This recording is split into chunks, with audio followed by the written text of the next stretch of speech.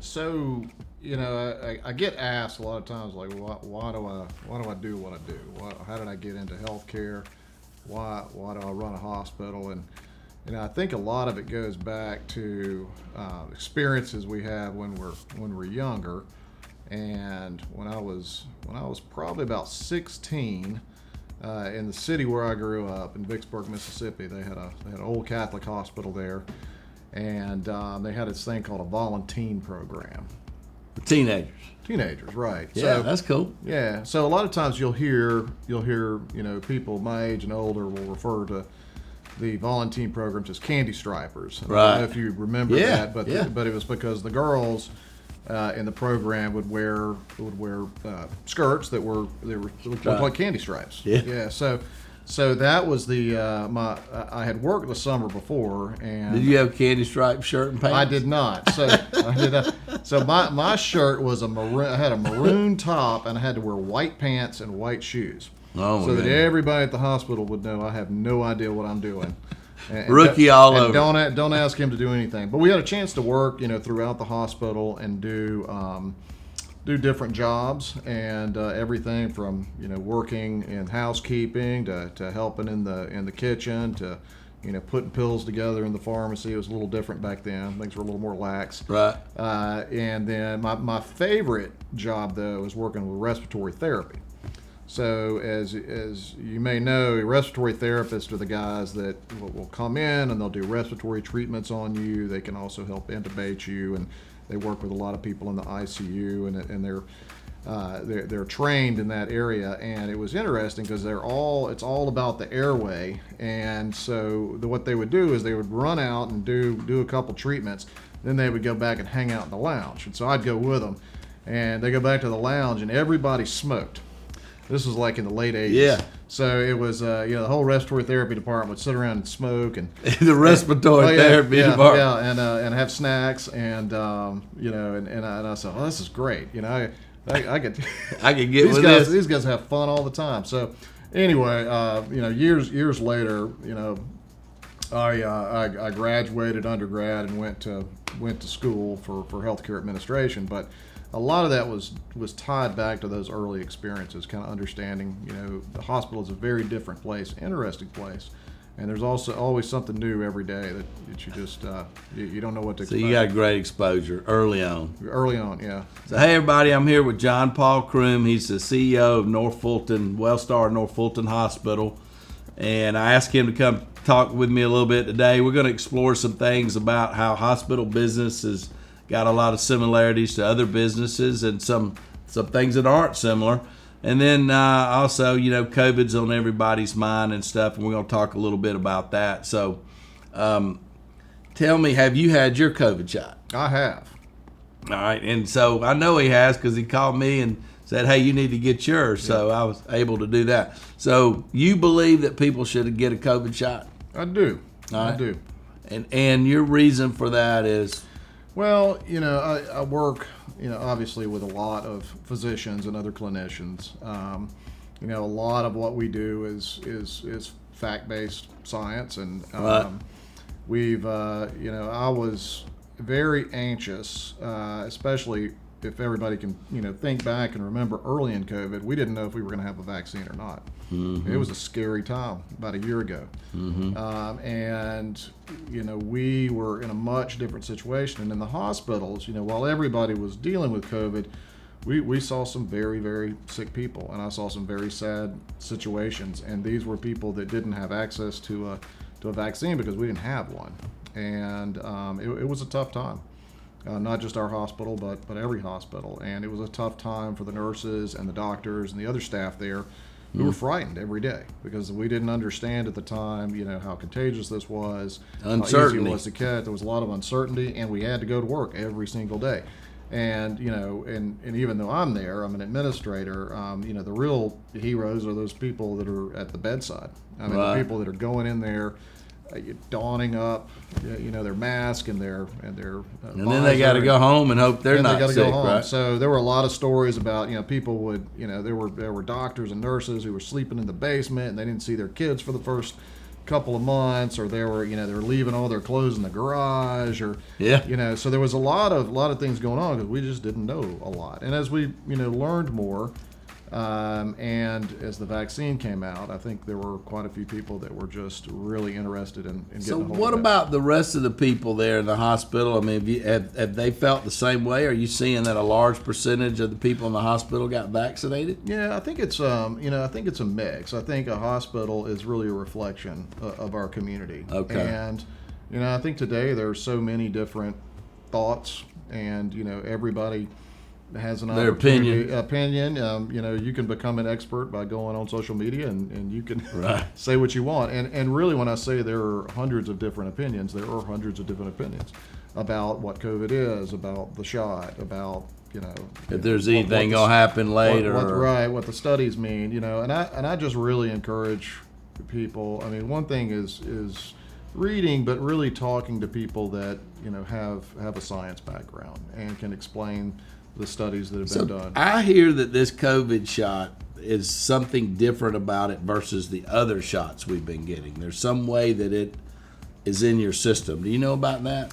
Well, I mean, I'm not an epidemiologist, so I'm not gonna attempt to answer that. But I think the way the COVID shot was put together is not a lot different than other things that have been developed. Oh, okay. I was talking to a guy from the CDC yesterday, and he was listing out the ingredients in the COVID shot, and it was a lot of very simple things.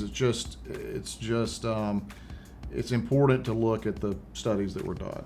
But is it like the flu shot where it kind of gives you the flu, or is it somehow a little bit different? Or well, so the flu shot. And again, you're asking me these scientific. I'm an administrator. I know. You're doing this on purpose. I thought maybe you'd hear somebody say something. I think with the flu shot and the COVID shot, yes. I mean, I think from my own experience when I had the COVID shot, I had after my second shot, I had some fever and chills that night, and after that, I was past it. But I think different people have different reactions. A lot of people have no reactions. And with anything, I mean, whether you take the flu shot or any, type of vaccine or any shot, if anything happens to you within the next week, you may blame it on what you got, But again, I just really encourage people to talk to their physician, talk to your primary care physician. I mean, they went to medical school for a long time for a reason. And should be smarter than us on that subject. Mm-hmm. So, and I don't, even working in a hospital, I don't pretend to know everything. So how full is the hospital? I mean, right now, where's North Fulton stand on this? I mean, so we're busy, and we've been busy throughout the summer. Our number of COVID cases for the past year peaked in January, like with most hospitals in Georgia. There were a couple of big peaks. The first one was in July last year. Our second big peak was in January. Okay. And we're not back at where that peak was, but we did see a pretty rapid growth in COVID cases over the past few weeks. Is it all the Delta stuff, or is it the regular stuff too? So we don't have a great way at the hospital to test every patient to determine if it was a Delta or another variant. Okay. A lot of what we rely on, and I'm probably not going to get this percentage right, but I think the CDC came out and said it was something like 70-80% of COVID cases in Georgia or Delta. Or Delta, so we just assume it is. As far as how someone reacts when they get COVID, it's pretty similar to what we saw back in January. I think one interesting thing that because I really work from facts, and I just want to know. I looked at our patients over the past 90 days, and we had about 800 and something patients that were admitted with COVID in the past 3 months. And so that sounds like a lot. It's a lot. And a lot of COVID patients will come in, and you may not stay for a long time. You may stay a couple days and get discharged. Are they typically coming in through the emergency room? Most come through the emergency room, yeah. You don't feel good, you come in for a test, or a lot of times what happens is, people may have COVID, they take care of themselves at home, and they become short of breath. And that's usually that's when they get scared. Usually the admission criteria. Your oxygen saturation level begins to drop. You become short of breath. You're having a hard time, and you come in. It's really important if you have COVID to go and see your doctor, go to an urgent care, go to the ER, just get somebody to check you out, because they'll let you know if you need to be admitted or not. At the hospital, we're not. We want to make sure that if you don't need to be admitted, we're not gonna admit you. But if it's something where we need to check you out for a day or so, we'll do that. Leave you overnight. Yeah, but you got any thoughts on the booster, and whether or not you're going to take the booster, or should I take the booster? And then what about young people? You definitely should take the booster. You might need to take a couple. 2 boosters. Yeah, and that's again not a scientific opinion. That's just knowing you. No, I will take the booster when it's available. But I'm just like everybody else. That's your thought process. I'm just waiting on it. Yeah. But the thing I wanted to go back to the number of patients we have. I think this is important. Is that of all those patients we've had come through the hospital, 92% of our COVID admissions are unvaccinated, and about 92%, and about 8% of those 92%, and about 8% are vaccinated. So there's a concern about, well, I could get the shot and I have a breakthrough COVID case. Right. Yeah, that's true. You could. Yeah. But and I really like to put those facts out there, because I think people are smart and they can do what they want to with the facts. It's but that's what we're seeing, and it's not unique to our hospital. That is the number that we're seeing throughout Georgia. Roughly is Georgia a little ahead of everybody else, or the South having a few more cases than the rest of the country? And I read something the other day where guys said that's kind of leveling off in the South, and the other places are picking up. Yeah, I think it's and this is a little bit outside of my expertise, but from what I understand from what CDC is saying, and what some of my contacts there will say, is that there's a lot of information about who has COVID, when they get the test. So we I try to look at it just more regionally. I know that if we're talking about state of Georgia, you can look at maps of vaccination rates, and our vaccination rate in this part of Georgia is pretty good, one of the best. Our number of COVID patients is one of the least.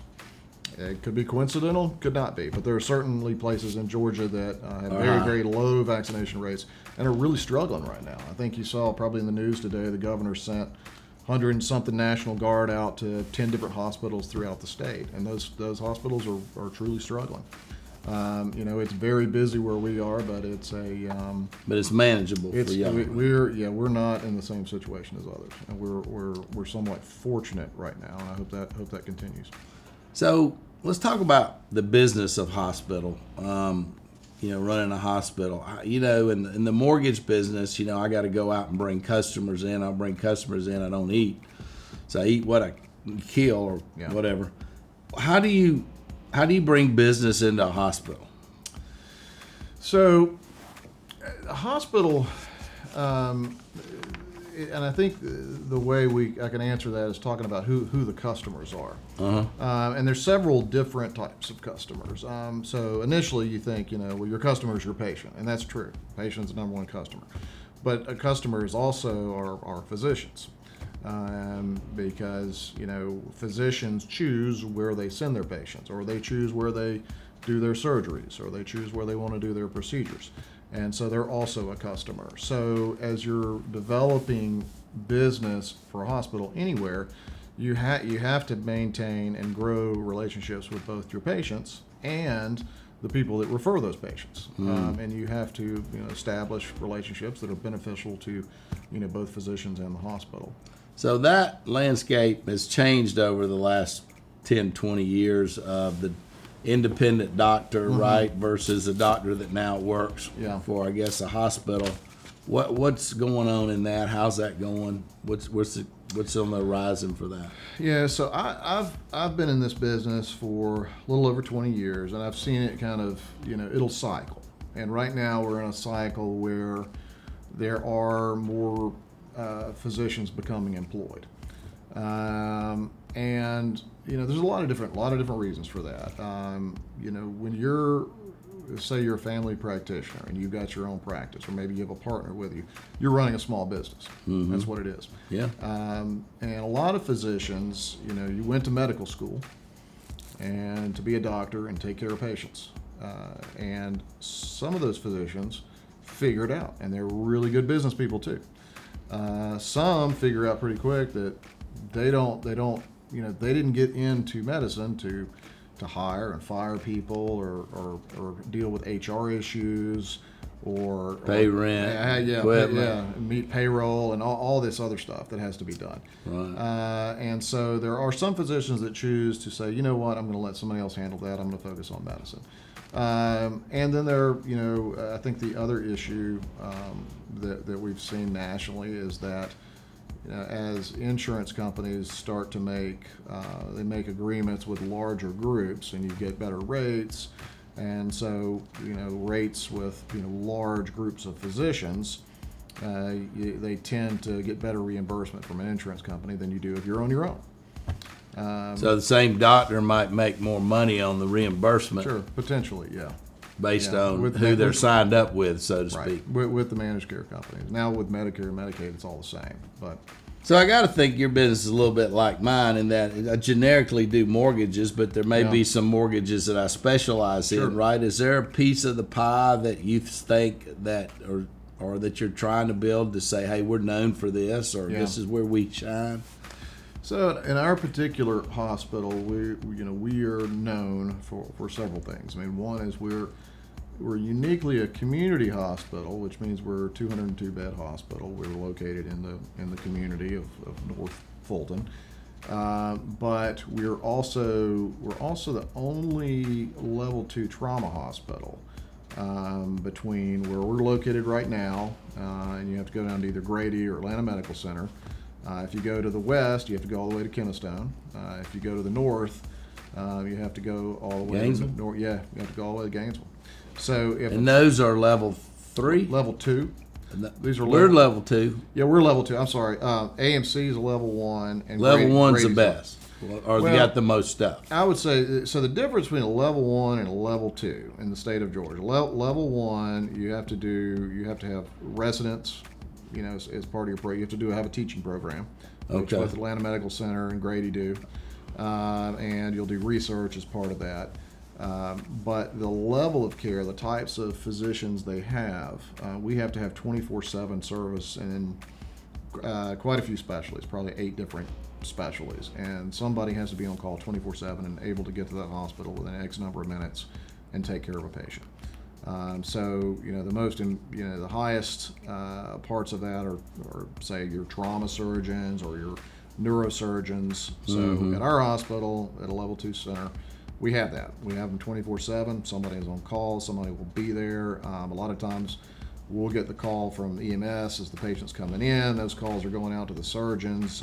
Most of them live pretty close, within 15, 20 minutes at most from the hospital, and they're coming in and they know they can go they got to be on call anytime. Yeah. So when they're on call, they're here. They can't go down to Atlanta and have dinner.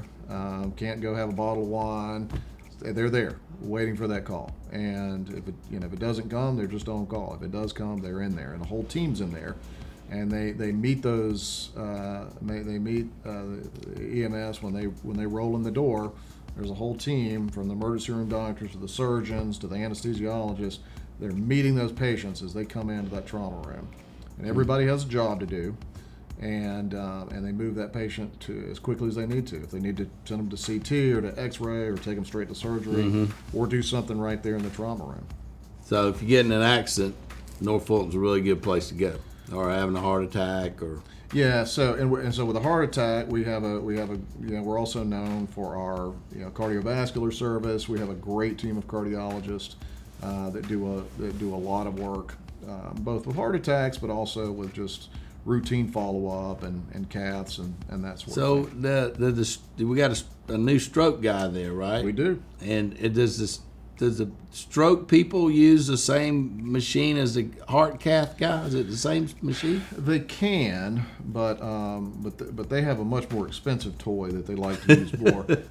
And it's called a biplane machine. So it's to kind of explain it. It's like if you there's this thing called a C arm, which we use in the cath lab. So it's shaped like a C, and it has cameras on both sides, and you can tilt it and move it. A biplane has 2 of those, so you can make 3-dimensional images. So say somebody comes in with a stroke, they can quickly do a 3-dimensional view of all of their vessels, their carotid, everything going into the brain, and they can throw it up on a screen. They can find where the clot is, and they have a guidance system that allows them to go up in there and get it. So big difference about what our center does and every other hospital in the state. So every other hospital in the state, you can administer a drug that'll break the clot up. And so all hospitals do that. If you come in, if it looks like you're having a stroke, they'll make a decision, do we need to administer this drug? But sometimes you have to go in and you have to send somebody to a comprehensive stroke center, and you have to go in and actually remove that clot.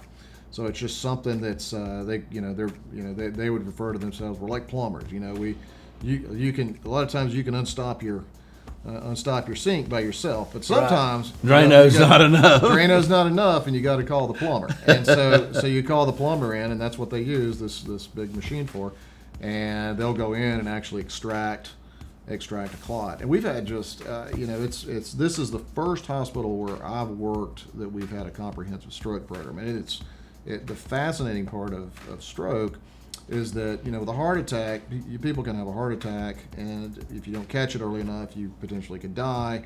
You could die with a stroke, but a lot of times the big downside of a stroke is you survive, but you lose capacity of much of your body, maybe for the rest of your life. And you can live for many, many years. And the opportunity to get in there fast, get that clot out, get the blood back to the brain, can not only save somebody's life, but saves their quality of life for years. I mean, we had a case a few months ago of a lady. She was about my age, in her 40s, and she was combing her daughter's hair and just fell out one morning before school.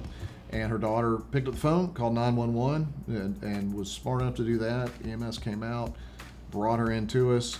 We had her in that lab, and they were able to extract that clot, and she was up and out the next day. You was lucky. Just amazing, yeah. And we have a lot of situations like that, yeah. So what about hiring and firing people at a hospital? Is it labor tough right now for the hospital? Is there shortages of doctors or nurses or dietitians or? Yeah, I mean, I think everybody. Is it any different right now than 5 years ago? Well, it's different than it was a year and a half ago. Yeah. We've always had an acute nursing shortage, especially in those high demand departments such as intensive care unit. It's because those nurses, they're not usually right out of school. They take a number of years to train, and then as a nurse, they'll train. They'll move, eventually into an ICU position if that's what they want to do. Mm-hmm. And there's just not that many nurses out there that do that. In Atlanta, we have a lot of people that live here, and we have a lot of health care. But we still don't have enough nurses. We do a lot of things working with local nursing schools. Wellstar's established programs with Mercer. I think they have something with a couple of the local community colleges. Mm-hmm. I'm trying to think of. Just trying to get them thinking about you and using you, so maybe they slide right in the system. And trying to find different things, like finding people that maybe they haven't been a nurse for a while and want to come back, so we can get them into we'll pay for a program they can get into and get back up and going. Or maybe it's another professional that's never been in healthcare and wants to. What about somebody that's a nurse and then decides they want to be a stay-at-home mom or something? You can do weekends and stuff. I mean, there's a need for temporary. Yeah, we do, and we call it PRN, which I'm sure is a Latin term for something. But that's temporary. Yeah, and it's not really temporary. It's part time. So part time. And we have different programs that work for people that have families. So you could come in and do a weekend every week, or some people have something where they'll do a 3-day weekend every other week, and it's just and we try to be very creative about trying to meet the needs of where people want to work and when they want to work, with the needs that we have, because we need people all the time. So Right. yeah. So what's the challenge of running a 24/7 facility like a Waffle House, right? I mean, It's like, yeah. It's I mean, like, does that affect you that much? I mean, are you having to deal with that in the after hours, or you pretty much got a Yes. regular? So I love that analogy, Waffle House. I'm about to work on tying that back. But we are, that's what they say. You know, you're in trouble. You know, when there's nothing open but the hospital and the Waffle House. And I think they have something called the Waffle House Index. I don't know if you've ever heard. You ever heard that? Oh yeah. So they, but so from a 24/7 business, I think one of the challenges is staffing. You have to run 24/7. It never closes. Since that hospital opened in '83, it's never closed. Yeah. I mean, there's always. Are there locks on the door? Well, I guess there is because you don't want certain people in there. But. Yeah, so it does lock. Oh, down. Waffle Houses didn't have locks on the door. I don't think that's true, because they never close. They didn't need it. So we do have, at certain times of the evening it will lock down, but you can access it. I mean, you just have to go through one entrance. But your question about how does it affect me? So I have an administrative group, and we all take call, and our call is more dealing with bigger issues that are affecting the hospital. I mean, sometimes it could be Power's out. yeah, well, that happens. Yeah. Hadn't happened here, thank God, but because we have a very good relationship with Georgia Power, and I think they have 3 lines. We got generators and stuff. We've got generators, but we also have 2 or 3 lines coming in from different places into that hospital. Really? Yeah, so if one goes out, we have a backup on another, and if all that fails, That's cool. then we have generators that run on diesel. But I got to stop you there because I've never heard that before. You have administrative call. Administrative call. That's pretty cool. So your administrative team, y'all take turns saying this is my weekend or my we evening. do. That's right. If we got any problem, you're responsible for it. We're responsible. And they can't go downtown to a restaurant or We drink can't do their that wine. either. Yeah, we got to be able to be close. And sometimes things will happen, and we have to go into the hospital. I'll get calls at 2 in the morning on a Saturday night, and it just it's just the way it is. And my wife understands. She knows when I'm on call because she doesn't sleep so well. I don't have a problem. I can pick up a phone, have a conversation with you, and be back asleep in a minute. And unfortunately, it's not the same for her. Yeah. But she's very understanding. I think she says she is. So, one of my books is buzz, and so I like to talk about people buzz. So, what do you want the buzz to be about North Fulton Hospital when people think of North Fulton? I mean, I think when you think about North Fulton, the community is extremely important to us because the people that work at the hospital, for the most part, live in the community. They're your neighbors. Mm-hmm. They're your friends. They go to church with you. I take care of my neighbors and the people I go to church with. And I think there's something special about that. We're part of a big city of metropolitan Atlanta, but we have, we're fortunate to be in this town, but at the same time, I always say this about this North Fulton area, about Alpharetta, about Roswell, Milton, we can attract and do attract some of the best specialists in the country. Because they want to live in the area. They want to live. They want their kids in the schools. They want their kids in the school. They want to live here. They want to play here. They want to work here, and that's great. I've lived in a lot of places where it's difficult to recruit. And we don't. That's the problem we don't have. Not a problem here, and we have so many great physicians that we, that when we, go to recruit and select, we've got the pick because there's so many great people that want to live here. Well, how does competition work with hospitals? Because I've heard something about some hospitals want to open up and other hospitals go no, that we kind of got this area. How does that lay of the land on that? If Wellstar wants to open another hospital, or Northside wants to open another hospital, can they just open it anywhere? So within the state of Georgia, we have something called Certificate of Need. Okay. And the way this works is it goes through the Department of Health in the state of Georgia, and we're one of the states where if you want to go open a hospital, or if you want to open cancer center, or build a new CT scanner, you have to go and make a request of the Department of Health through what's called a Certificate of Need, or a CON process. And your CON, there are rules and regulations about where you can, build a hospital. So, if we wanted to go, they're coming. Yeah, we couldn't just do it. Yeah. It would, because there has to be a need for it, and the need can't currently be met by the existing hospital or hospitals in that region. So do hospitals go open up little clinics that specialize stuff to get a foothold because the other hospitals not doing it? How does that game play out? I think there's some of that. Some of that's is you can do. You can go and open up urgent care clinics pretty much anywhere you want. You can. So that's not a certificate of need, really. No, there's some things that aren't. So there, or physician clinics or things like that. And some states don't have certificate of need. So I think I want to say maybe Texas is one of those states. So there's not. You can just open up wherever you want. And there's plus and minus to that. I think the people that argue for CON will say if you don't have CON, it increases healthcare costs, because now instead of one hospital, we've got 6 hospitals up here, and they all have expensive equipment, and they all are having to have staff run their hospitals. There's all different schools of thought. But we happen to be in a CON state, and that's the way that we work within whatever rules we have. Right.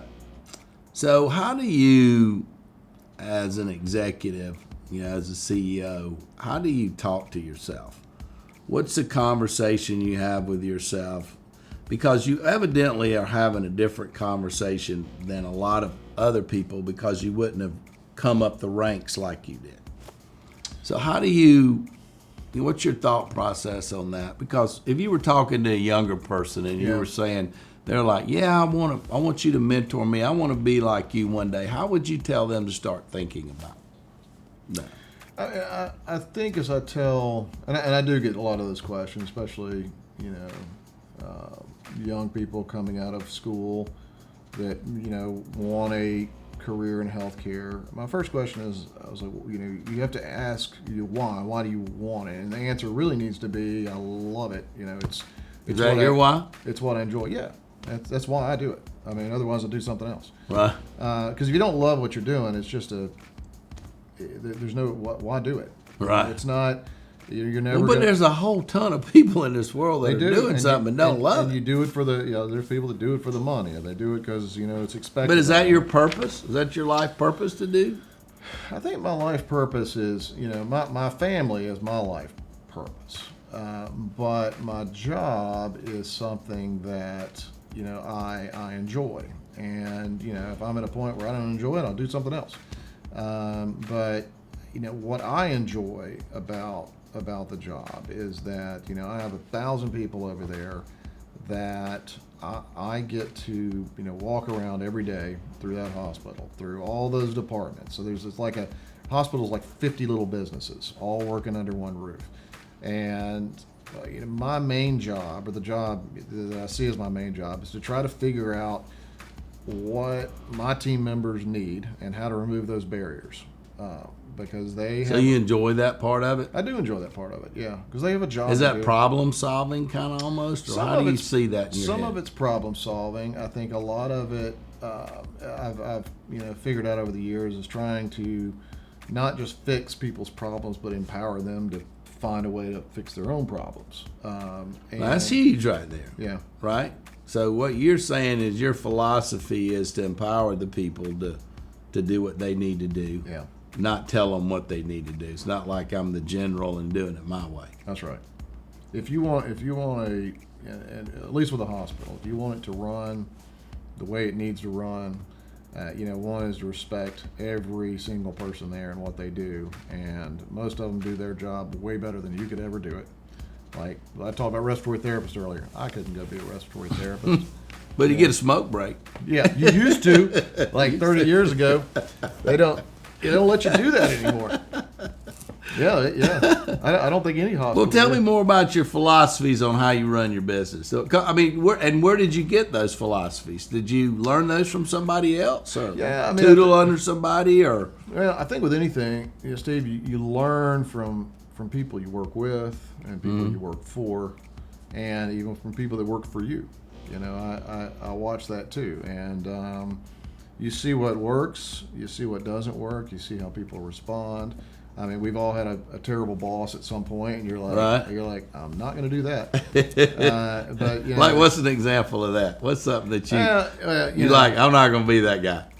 I think I had a boss years ago who would want to be the expert in the room on everything, but everybody knew this person was not the expert, and it kind of became a joke because this person it was very important to them that he was right. It was an ego thing, right? So it was right, but it didn't, it didn't fix problems. And I think, we never assume that your team members, the people that work for you, know less. And that is the first big mistake, because if you don't support them and you're not there helping them remove barriers or treating them like they are the experts that they are, people will tend to, if they don't leave, they'll become passive, and right. People will work against you.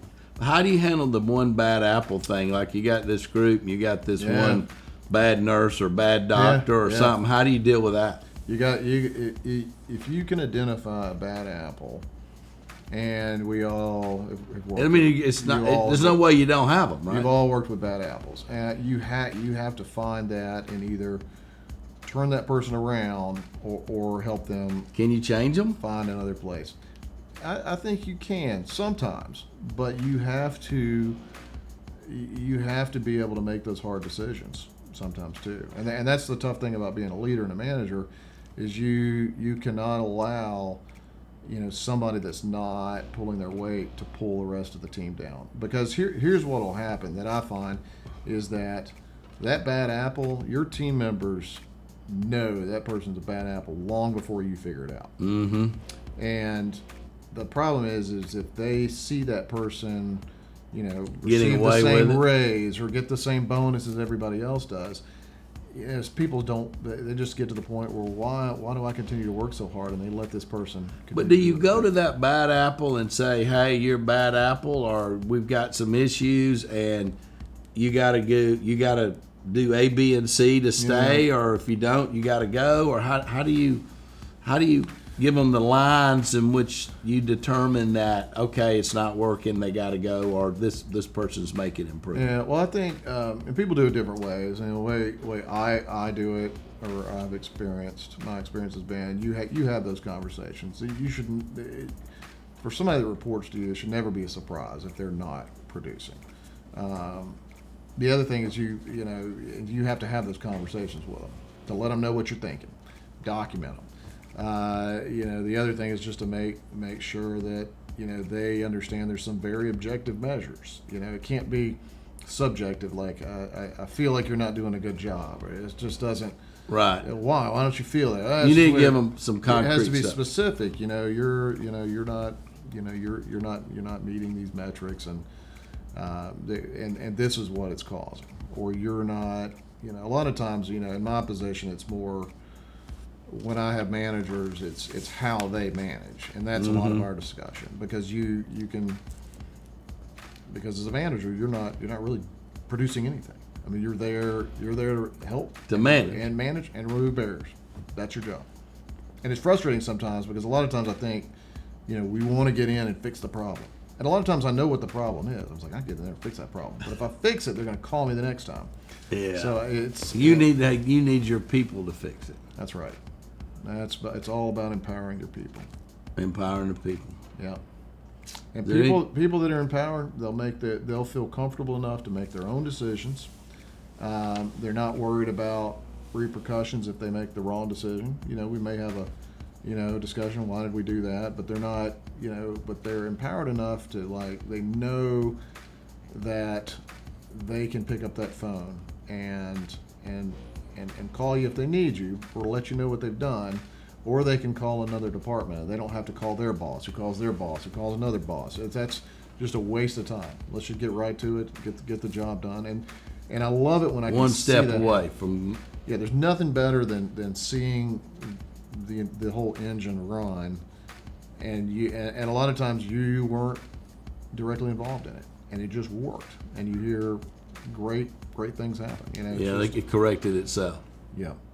Now, when you see things that are, don't have, certain things start popping up. We use these things called safer events, where we track, events that happen in the hospital. And, if something happens too many times, you're like, what's going on? Let's go look at this unit. Is it a certain person? Is it how we're teaching, training? And you try to adjust and make changes, and then, get everything back. Is there anything that from, what you do that you see other businesses that you go, man, I don't understand why they don't do something differently, that you feel like it's worked for you or works in the hospital business and people don't really do it? In my world, I see people not call people back, and and I don't know why other people don't call people back. I don't understand that. Yeah, I think something like that is a problem in any business. I think, our business is very, very similar.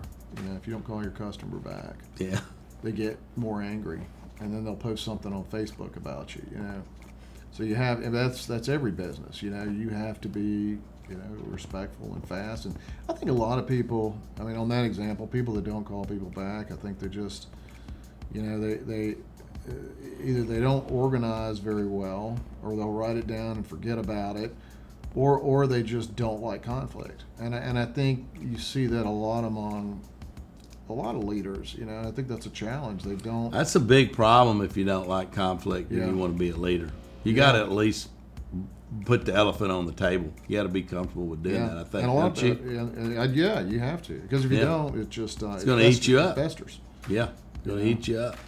So, well, anyway, that's been awesome. Is there anything I'm missing? Anything that people need to know? If you're going to go to the hospital, is there an ABC of that? Like we would tell you, if you're going to get a mortgage, don't go buy a new car and run up your charge card. Is there? What would you tell somebody? Hey, I got to go have a procedure, or I got to go to the ER? Yeah, I think the advice I give everybody, we're in a strange business where we do all these things to try to keep people healthy, so you don't have to go to the hospital. It's just, it's an odd business like that. Who runs a business that tries to come up with ways for you not to use the business? So right. But one of the things I will say, and I tell everybody this, is go and get your annual physical. Okay. Get your annual physical, and you're surprised, and I know you do. Every year. Yeah. Not that I know that. I'm just guessing that you. No, do. I do. I didn't go look at your records or anything. But I do. But there's a lot of people that don't. There's a lot of people that just don't get that physical every year because it's too much to get off work, or you got to sign up, and most people's insurance will pay for that annual physical every year. Some people just don't want to know. Right. I think catching things early, especially as you get older, is so important. Especially, take cancer, for instance. If you can catch it early, if something's not going quite right, you may not even know, but you might get it. It might be picked up in a blood test at an annual physical, and it may save your life, or it may keep you from going through, years of treatment. And there are things that, I think we can all be proactive. Doing our prostate, exam. Getting screened. All those things are. Mammograms, breast cancer. Doing that, especially if you have a family history. All these things that are uncomfortable, because at the end of the day, nobody gets excited about going in and getting an exam done. I look at it kind of like an oil change. It's a pain in the booty. You got to stop and get gas and get your oil changed every now and then, but you got to keep your engine running. Right? That's what you got to do, and it's better. It's better to know. And we've got great doctors here, and it's just take care of yourself. And I think we can do a lot more as Americans if we really want to reduce the cost of health care. There's a lot of things we can do to reduce our comorbidities. We can take care of ourselves, we can exercise, we can eat better, we can make sure we get our annual checkups, so we don't get in positions where we use a lot of health care. That's a good point. Yeah, and I don't have the percentages, but there's a very small percent of people, based on their comorbidities or age or whatever it is, that use the most health care. And because a lot of us don't, we don't go to the hospital very often. Right. But there's a lot of people that do frequently. And that's part of what. Like they get sick and they just stay sick, right? It's too late kind of thing, and it just. Yeah. I mean, we see that with a lot of different issues that people have. And it's hard because we all know we're supposed to take care of ourselves. We know we're supposed to exercise. Right. We just find something else to do. Yeah. So we all need to put on our hook and I read a great book called Be Younger Next Year, and the guy was saying once you get to 50, your job is to exercise. Your job's not to go to work.